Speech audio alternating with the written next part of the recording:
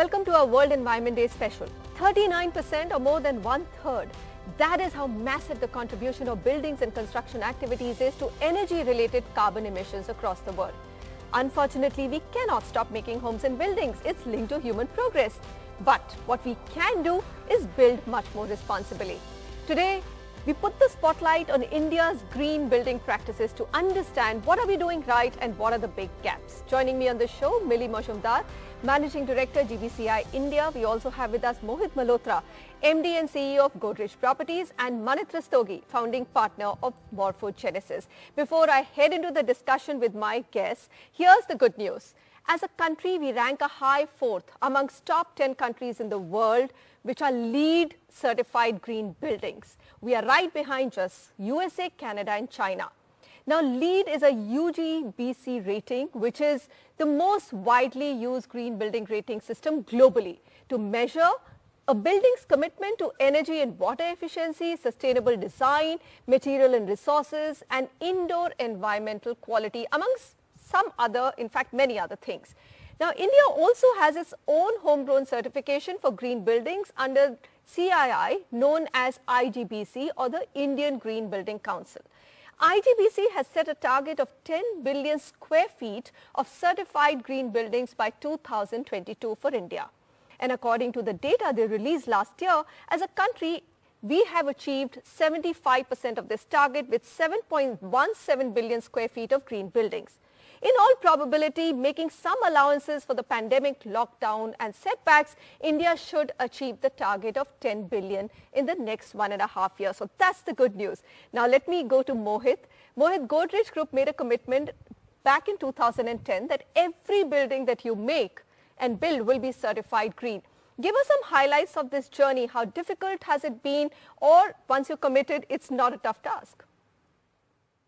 Yeah, thanks, Manisha. It's not a tough task because it's the right thing to do, and we are very committed to the green building development. So just to give you some statistics, 90% of our buildings today are green certified, and since 2013, we made a commitment that all our buildings would be minimum silver certified. So we have stuck to that commitment. 8 of our buildings are gold certified and 6 of our buildings are, platinum certified. So there is the incremental cost for developing these green buildings, but in the overall trade-off between the cost versus it being the right thing to do from a long-term perspective, we have taken a very conscious call to commit behind the green building development. And now our targets are to go even one step further in our journey. Mm-hmm. All right. So, Billy, let me come to you. Now, statistics, we look fairly good. Responsible developers like Godrej are leading the pack when it comes to green ratings and green certified buildings. But let's go a little behind the numbers per se. The total that we're talking about, 10 billion square feet as a target, is probably not even 5% of India's total built environment, isn't it? So we still have a very long way to go. Absolutely, Manisha, and thanks for inviting me for this show. So you are right to say that in terms of buildings that go through the formal green certification process, either with LEED or our own homegrown rating systems, are far and few in number. For example, like all put together, the total number of green certified or registered buildings would be in the tune of 12 to 13,000 numbers, and cumulatively about maybe 12 billion square foot. But I just want to qualify my statement of certified buildings with generally building green. Say India traditionally has been building green thanks to several architects who we have, who are sensitized to the fact to passive architecture and several other measures to do green. And so though we have lesser number of certified buildings, but in fact there may be more buildings that are green.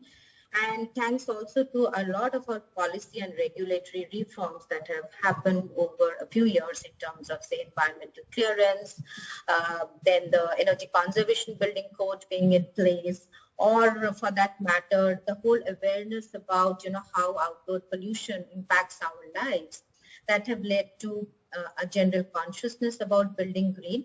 So I suspect, though the numbers are far and few in number, in terms of statistically, but I'm sure there will be many more buildings that are, incorporating green measures. But, Right. We would like to come back to one point later on, that are they really performing? Are we really performing? Okay, I'm going to come back to that, but Manit, overall the numbers. Now, even that number that we're talking about, whether it's a IGBC target of 10 billion, or as Millie says, that if we count the rest of them which are not certified or certified by other agencies, it could be a 12 to 13 billion number. Most of it seems to be focused on India's office and commercial segment and large developers who are getting their building certified, isn't it? What happens to 75% of the market, which is residential homes? That's true. And the reason for that, Manisha, is that a lot of the tenants who occupy these buildings are international MNC tenants, because the bulk of it is IT, and they have a prerequisite for it being a green building, which is why a lot of the developers have gone ahead and done that. In the case of residential, the drive really isn't there, and which is really 75% of the construction market. And the reason for that is that the buyer of an apartment is more interested in the location, the size of the apartment, and the cost, rather than the green features. And largely also because, a lot of our homes are hybrid. We don't switch the ACs on all the time. We don't switch the light. But we're, by very nature, as Indians, we're very conservative in how we consume our energy and how we consume our water. Okay. The only reason there is a drive is because of additional deciding offered by certain states. It's a bit counterproductive, because we're trying to save energy and allowing someone to build more. What would be better off would be if they, like they've done for cars, say that at 10 years, you have a green tax. So buildings that are not have a tax, that tax should go into certifying buildings for free, rather than having to pay for it. Very interesting. Mohit, would you agree? I mean, most of the states are actually giving extra FAR if you have green certified projects, and this includes residential as well. Do you think that maybe looking at the fact that if we need to meet our Paris climate agreement goals of reducing environment warming, climate change, we need to actually get to net zero, maybe go to taxing non-green buildings? Is that something that will get us faster on the path? Yeah, I think you're right. Government has to play a critical role, because the pull from consumer side isn't there, for paying for these extra costs for these buildings. So government, intervention would definitely help, whether it's on positive side, like Manit was saying about giving some additional FAR for green buildings, or, even if that's not possible, simple things like, giving faster approvals for green buildings, faster MOEF approvals from green buildings is also a big incentive for developers. And also, I think, negative measures could be also taken, but I think positive measures would be better and, would incentivize the market towards green building. So I think clearly huge role government can play in this direction. When you say that, all your buildings are certified, these are residential projects as well, isn't it, Mohit? These are, bulk of our projects, or 90% of our projects are residential. So I've been talking about residential projects. All our commercial projects are actually platinum certified. Millie, let me come to you. You spoke about the fact that there is, of course, one is a number of how many certified green building square footage we have in the country. And the second is the actual performance of these buildings. I mean, is anyone really auditing them once certified? Yes, so that's the big gap that we have in the certification space, that often, the performance is not recorded and reported, and also conveyed to the building occupants that how the building is performing, that has been designed to green. So it's very critical. So one of the, the major reason why this gap happens is that the design team and the operating team are different, So maybe the architect and the designer has put several principles in place, but when it comes to operations, they may not be aware. I'll take some simple examples of, like I had been part of several maybe random audits into green certified spaces. So just to give a few examples, a solar PV system that was installed in a residential property in a municipality that offered incentive for green certified building. So after they received the incentive, they took up the Resident Welfare Association was unable to maintain it.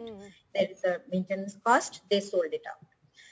And there was so they would have got incentive and a green certification based on that. Then it's not operating. Similar things happens, things happen with, say, the sewage treatment plant. The Resident Welfare Association does not maintain it, or they don't know.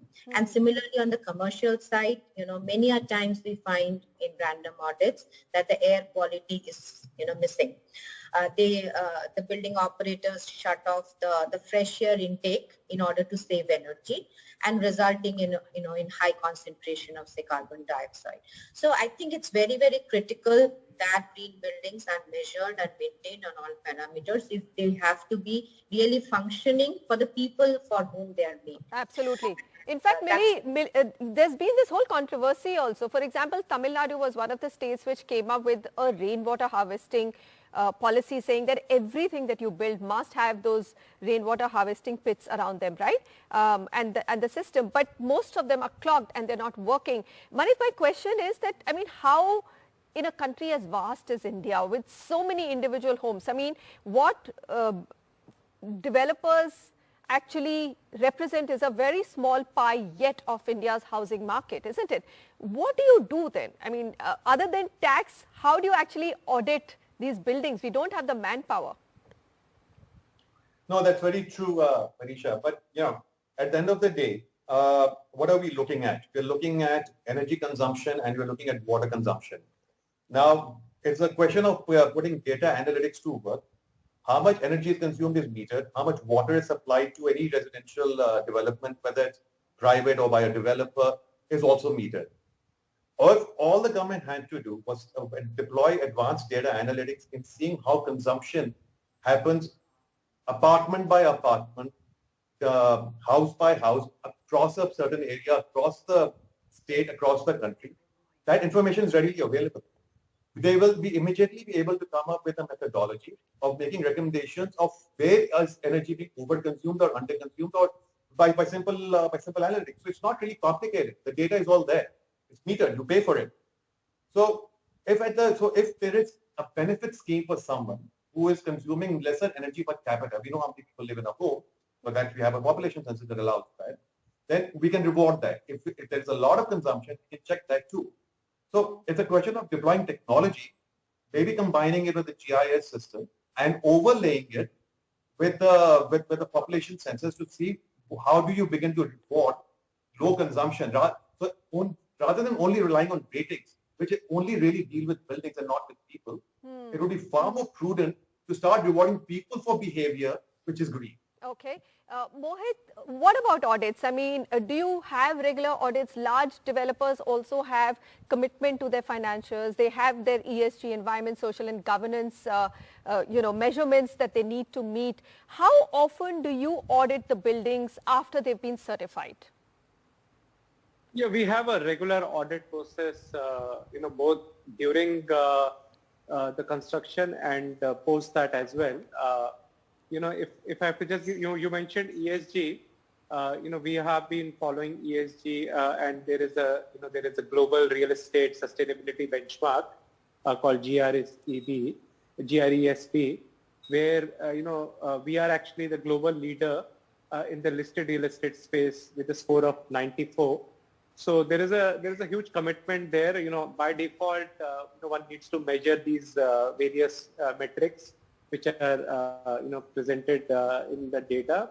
We are also working on doing ISO certification on all our sites, both for safety and health and also for environment management systems, which again by default would mean regular audit. So if you have to make these changes, measurement is part of it. Last year what we did was we introduced ESG goals in the entire management teams.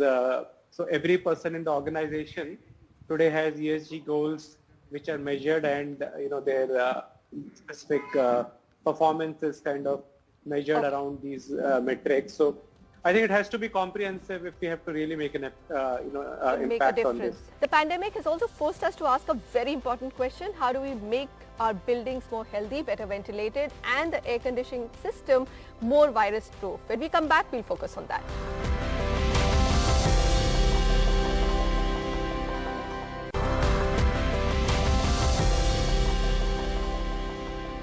Once the pandemic lockdowns end, many of us will head back into offices, and the biggest concern on everyone's mind is how do we reoccupy a building safely? COVID-19 has thrown up one of the biggest challenges of upgrading ventilation systems and air conditioning to ensure healthier indoor spaces. So, Millie, I'm going to come to you. How do you actually ventilate offices which probably don't even have any windows which can be opened? I mean, they've all been built to insulate against the heat that this country faces and just preserve air conditioning. Yes, absolutely, Manisha, and that's spot on. So not only, we need to look at how offices can be made more healthier and greener. We also need to look at, the residential spaces where we are, now most of the times we're working out of home, and there is a need for, adaptable spaces, reusable spaces, isolation spaces, better ventilation, daylighting. So I think, along with, so there's a very critical aspect which COVID-19 has taught us, that we need to be not only looking at healthier buildings, but also at resilience. So resilience is another aspect that has to be built into our dialogue about buildings. So resilient, green, healthy. It's such a vague term though. I've never understood this resilience of a building. What does it really mean? I understand buildings last for 40 to 100 years, but I find resilience as a word very vague. Yes, so absolutely, so resilience, in simple terms, suppose when immediately we were asked to shut ourselves at homes, we didn't know, where do we do our physical activities, where do we go and buy our daily needs, where do we interact, communicate. But think about it, if we had, say, green spaces within walking distances, access to, say, quality non-motorable transport, basic needs within our, reach, etc., we would have been much more, mentally agile and healthier as a community. And the entire society wouldn't have gone through this mental turmoil. So it's very important for us to, shift this communication about buildings, societies, communities to be resilient from the social aspect. And there are many concepts, Okay, fair enough. I mean, somewhere I've understood a little bit. Okay, Manit, indoor, let's just stick to making indoor spaces of offices as people return back to office and lockdowns get over. How do we ventilate them? How do we make them healthier? So, Manisha, this is not complicated, okay? And there have been several objections by tenants, by offices that there's a lot of pollution, mosquitoes, etc. However, it's all easily dealable with. For example, number one, we need to start designing interior spaces for offices without any encapsulated space, which essentially means get rid of the false ceilings, try and make shaftless buildings, any spaces that are inaccessible. We can do interior design of offices that don't have that. That's a starting point. Second, allow for night purge. What is night purge? If you don't want to open your windows, at least allow for the entire office to be flushed out at night.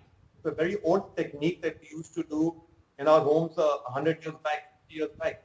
You open the entire home out, and then when the night temperatures are lesser than day temperatures, it cools down and it lets the fresh air, it's called a night purge. So you can do that. During the day, now we have, the building has to be mechanically fully ventilated, the evacuation system that you can add to allow for the fact that you don't get virus load as you're speaking. However, there's a fundamental flaw in air conditioning design.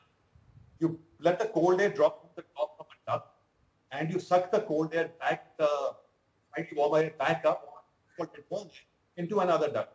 So the supply air is cleaner, and the return air, which is probably contaminated, are both mixing.